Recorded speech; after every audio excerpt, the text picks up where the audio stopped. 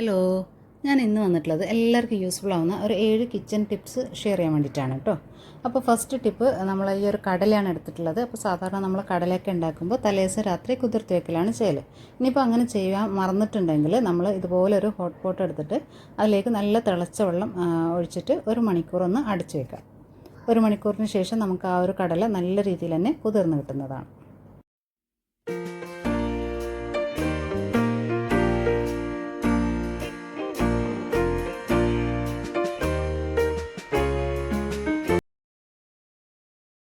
ഞാനിപ്പോൾ ഇതാ 1 മണിക്കൂർ കഴിഞ്ഞിട്ട് ഇതൊന്ന് തുറന്ന് നോക്കുന്നുണ്ട്. നമ്മുടെ കടലയൊക്കെ ഇതാ നല്ല രീതിയിൽ തന്നെ കുതിർന്ന് കിട്ടിയിട്ടുണ്ട്. ഇനി നമുക്കിത് സാധാരണ നമ്മൾ കുക്കറിൽ വേവിച്ച് കറി വയ്ക്കുന്ന പോലെ ചെയ്യാവുന്നതാണ്.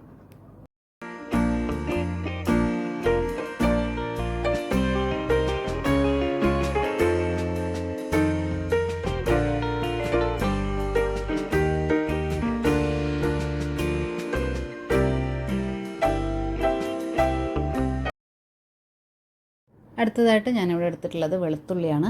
അപ്പോൾ ഈ ഒരു വെളുത്തുള്ളി തൊലി കളയുന്നത് ഭയങ്കര ടൈം കൺസ്യൂമിങ് ആയിട്ടുള്ളൊരു പ്രോസസ്സാണ്. അപ്പോൾ ഇതൊക്കെ പെട്ടെന്ന് ചെയ്തെടുക്കാൻ വേണ്ടിയിട്ട് നമ്മൾ വെളുത്തുള്ളി ഇതുപോലെ ഒന്ന് സെൻറ്ററിലൂടെ ഒന്ന് മുറിച്ചെടുത്തതിന് ശേഷം തൊലി കളഞ്ഞിട്ടുണ്ടെങ്കിൽ നമ്മൾ സാധാരണ തൊലി കളയുന്നതിനേക്കാളും പകുതി ടൈം കൊണ്ട് തന്നെ നമുക്ക് ചെയ്തെടുക്കാൻ പറ്റുന്നതാണ്.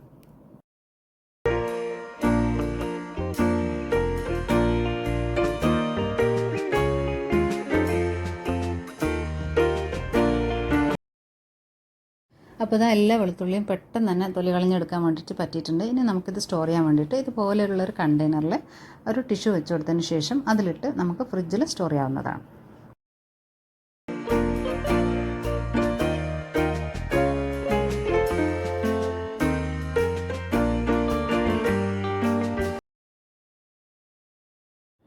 ഇതാണ് നമ്മുടെ നെക്സ്റ്റ് ടിപ്പ് എന്ന് പറയുന്നത്. ഇത് ഞാനിവിടെ പുട്ടുപൊടിയാണ് എടുത്തിട്ടുള്ളത്. അപ്പോൾ എനിക്കിന്ന് പുട്ടുണ്ടാക്കുകയും വേണം, പുട്ടുപൊടി കഴിഞ്ഞിട്ടുമുണ്ട്. അങ്ങനെയാണെങ്കിൽ നമുക്കിപ്പോൾ പെട്ടെന്ന് പൊടി ഉണ്ടാക്കാൻ വേണ്ടിയിട്ട് നമ്മുടെ കയ്യിൽ ഇനി ബാക്കി എന്താ ഉള്ളതെന്നും കൂടെ ഒന്ന് ചെക്ക് ചെയ്ത് നോക്കാം. അപ്പോൾ ഞാനിവിടെ ഓട്സ്, പിന്നെ ചെറുപയർ, രാഗി ഇതൊക്കെ എടുക്കുന്നുണ്ട്. അപ്പോൾ ഇത്രയും കാര്യങ്ങൾ ഞാൻ സെയിം മെഷർമെൻറ്റിൽ ഒന്ന് ജസ്റ്റ് ഒന്ന് ഒരു ചീനച്ചട്ടിയിൽ ഒന്ന് ചൂടാക്കി എടുത്തതിന് ശേഷം പൊടിച്ചിട്ട് നമ്മൾ ഈ ഒരു പുട്ടുപൊടീൻ്റെ ഒപ്പം ചേർക്കുകയാണ് ചെയ്യുന്നത്. അപ്പോൾ ആ ഒരു രീതി എങ്ങനെയാണ് ചെയ്യുന്നതെന്ന് കൂടെ ഒന്ന് കാണിച്ചു തരാം.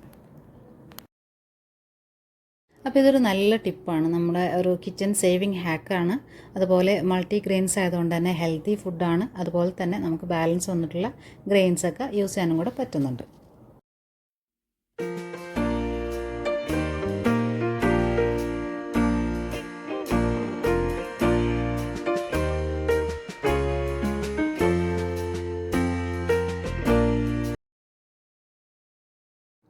ഒരു 2 മിനിറ്റ് നല്ല രീതിയിലൊന്ന് ചൂടാക്കി എടുത്താൽ തന്നെ മതിയാകും. നമ്മുടെ ആ ഒരു ഓട്സൊക്കെ നമ്മൾ കൈ കൊണ്ട് എടുത്തിട്ടുണ്ടെങ്കിൽ പൊടിയുന്ന രീതിയിലായാൽ പാകമായിട്ടുണ്ട്. അപ്പോൾ ഇനി അത് നല്ല ചൂട് വേണമെന്നില്ല, ആ ഒരു ചെറിയ ചൂടിൽ നമുക്കതൊന്ന് പൊടിച്ചും കൂടെ എടുക്കേണ്ടതാണ്. ഇപ്പോൾ ഇത് നന്നായിട്ട് തന്നെ ചൂടായി കിട്ടിയിട്ടുണ്ട്. ഇനി ഒരു 1-2 മിനിറ്റ് കഴിഞ്ഞതിന് ശേഷം നമുക്കിത് മിക്സിയുടെ ജാറിൽ തന്നെ എടുത്ത് പൊടിച്ചെടുക്കാവുന്നതാണ്. അപ്പോൾ പുട്ടാണ് നമ്മൾ ഉണ്ടാക്കാൻ പോണത്, അതുകൊണ്ടൊരു തരിയുള്ള രീതിയിൽ വേണം നമ്മളിത് പൊടിച്ചെടുക്കാനായിട്ട്. ഇനിയിപ്പോൾ ഇത് വെച്ചിട്ട് നമുക്ക് ദോശ മാവ് അതൊക്കെ ഉണ്ടാക്കാൻ പറ്റുന്നതാണ്. അപ്പോൾ ഇനി കുട്ടികൾക്കുള്ള കുറുക്ക് കാര്യങ്ങളൊക്കെ ഈ ഒരു പൊടി വെച്ചിട്ട് നമുക്ക് ഉണ്ടാക്കി കൊടുത്തിട്ടുണ്ടെങ്കിൽ നല്ലൊരു ഹെൽത്തി ഫുഡാണ്. അപ്പോൾ അങ്ങനെ ഉണ്ടാക്കുമ്പോൾ ഒന്നും കൂടെ ഫൈൻ പൗഡറായിട്ട് വേണം നമ്മൾ പൊടിച്ചെടുക്കാനായിട്ട്. ഇനി നമ്മുടെ പുട്ടുപൊടിയിലേക്ക് ഈ ഒരു മിക്സ്ചറും കൂടെ ഒന്ന് മിക്സ് ചെയ്ത് വെക്കുന്നുണ്ട്. അപ്പോൾ നല്ല രീതിയിൽ മിക്സ് ചെയ്തിട്ട് നമുക്കിത് പുട്ടുണ്ടാക്കാവുന്നതാണ്. ഇനിയിപ്പോൾ നമുക്ക് സ്റ്റോർ ചെയ്യണമെന്നുണ്ടെങ്കിൽ ചൂടൊക്കെ നല്ല രീതിയിൽ തന്നെ തണുത്തതിന് ശേഷം നമുക്ക് ഈ ഒരു പൗഡർ സ്റ്റോറും കൂടെ ചെയ്തിട്ട് ആവശ്യത്തിനനുസരിച്ച് യൂസ് ചെയ്യാവുന്നതാണ്.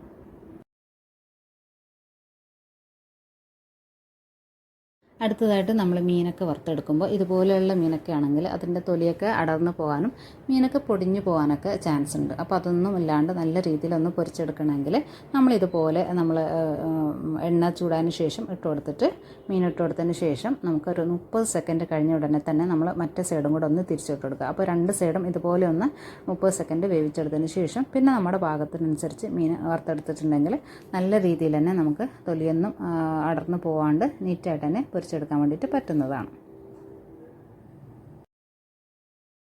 ഇനി നമ്മുടെ നെക്സ്റ്റ് ടിപ്പ് എന്ന് പറയുന്നത് നമ്മുടെ കോഫി പൗഡറൊക്കെ എങ്ങനെ കട്ട പിടിക്കാണ്ട് സൂക്ഷിക്കുക എന്നുള്ളൊരു ടിപ്പാണ്. അപ്പോൾ മിക്കവരും ഫേസ് ചെയ്തിട്ടുള്ള ഒരു പ്രോബ്ലം ആയിരിക്കും, നമ്മുടെ കോഫി പൗഡറൊക്കെ ചെറിയൊരു ഈർപ്പം തട്ടുമ്പോൾ തന്നെ ഫുള്ളായിട്ടത് കട്ട പിടിച്ചിട്ട് പിന്നെ നമുക്കത് യൂസ് ചെയ്യാൻ പറ്റാത്ത രീതിയിലാവുന്നുണ്ട്. അപ്പോൾ അതിനായിട്ട് നമ്മളിവിടെ എടുത്തിട്ടുള്ളത് അരിയാണ്. നമ്മൾ നോർമൽ ഏത് അരിയാണോ യൂസ് ചെയ്യുന്നത് ആ അരി എടുത്തിട്ടുണ്ടെങ്കിൽ മതിയാവും. പിന്നെ എടുത്തിട്ടുള്ളത് ഇതുപോലൊരു വൈറ്റ് നീറ്റ് ക്ലീൻ ആയിട്ടുള്ളൊരു ക്ലോത്താണ്. അപ്പോൾ അതിലേക്ക് കുറച്ച് ഞാനിപ്പോൾ ഇവിടെ 2 സ്പൂൺ ഇട്ട് കൊടുക്കുന്നുണ്ട്. കുറച്ച് അരി ഇട്ട് കൊടുത്തിട്ട് നമ്മളൊന്ന് കെട്ടി വെച്ച് കൊടുക്കാം. ഇനി ഇത് നമുക്ക് നമ്മുടെ കോഫി പൗഡർ ഇട്ട് വെച്ചിട്ടുള്ള ടിന്നിൽ എടുത്ത് വെച്ചിട്ടുണ്ടെങ്കിൽ നമ്മുടെ കോഫി പൗഡറൊന്നും കട്ട പിടിക്കാണ്ടും കേടുവരാതെ നിൽക്കാനൊക്കെ ഹെൽപ്പ് ചെയ്യുന്നതാണ്. നമ്മൾ ഈ വെച്ചിട്ടുള്ള അരി തന്നെ ഇതിലെ ഈർപ്പവും കാര്യങ്ങളൊക്കെ വലിച്ചെടുക്കുന്നതുകൊണ്ട് തന്നെ അത് കേടുവരാതെ സൂക്ഷിക്കാനും കൂടെ പറ്റുന്നതാണ്.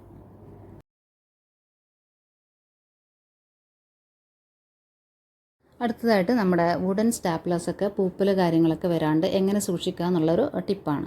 അപ്പോൾ അതിനായിട്ട് ഞാനിവിടെ നമ്മുടെ സ്റ്റാപ്ലേഴ്സൊക്കെ ഒന്ന് തിളപ്പിച്ചെടുക്കുന്നുണ്ട്. ആ ഒരു തിളപ്പിക്കുന്ന വെള്ളത്തിൽ വിനെഗറും ഉപ്പും കൂടിയിട്ടാണ് ചേർത്ത് കൊടുക്കുന്നത്. അപ്പോൾ നല്ല രീതിയിൽ ഒന്ന് തിളപ്പിച്ചെടുത്തതിന് ശേഷം വെയിലത്തൊക്കെ വെച്ചിട്ട് ഒന്ന് അത് ഉണക്കിയും കൂടെ എടുക്കേണ്ടതുണ്ട്.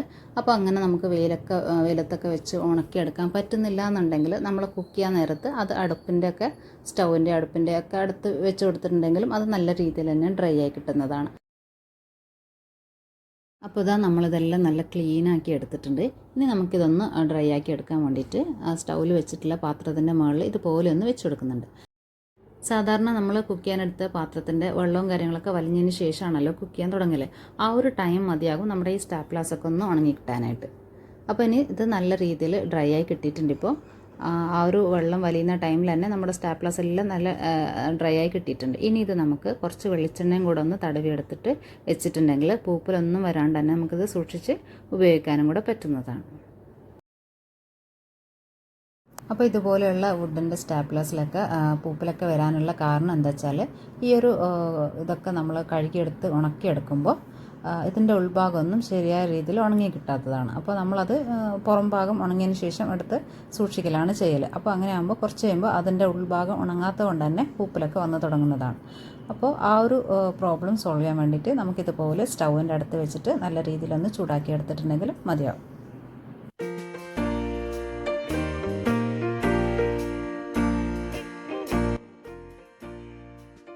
ഇനി നമ്മൾ ചതക്കാനൊക്കെ യൂസ് ചെയ്യുന്ന ഈ ഒരു വുഡിൻ്റെ പാത്രം ഞാൻ ഈ ഒരു മെത്തേഡിലാണ് ചെയ്തെടുക്കൽ. അടുത്തതായിട്ട് സവാളയൊക്കെ എങ്ങനെ പെട്ടെന്ന് വഴറ്റിയെടുക്കുക എന്നുള്ളൊരു ടിപ്പാണ്.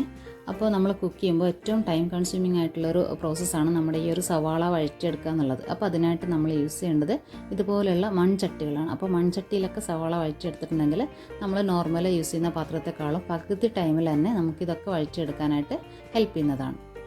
അപ്പോൾ ഇന്ന് കാണിച്ചിട്ടുള്ള ടിപ്പും കാര്യങ്ങളൊക്കെ എല്ലാവർക്കും ഇഷ്ടപ്പെട്ടിട്ടുണ്ടെന്ന് വിചാരിക്കുന്നു. യൂസ്ഫുൾ ആണെന്ന് തോന്നിയിട്ടുണ്ടെങ്കിൽ ചാനലൊന്ന് സബ്സ്ക്രൈബും ലൈക്കും ചെയ്തൊന്ന് സപ്പോർട്ട് ചെയ്യണേ. താങ്ക്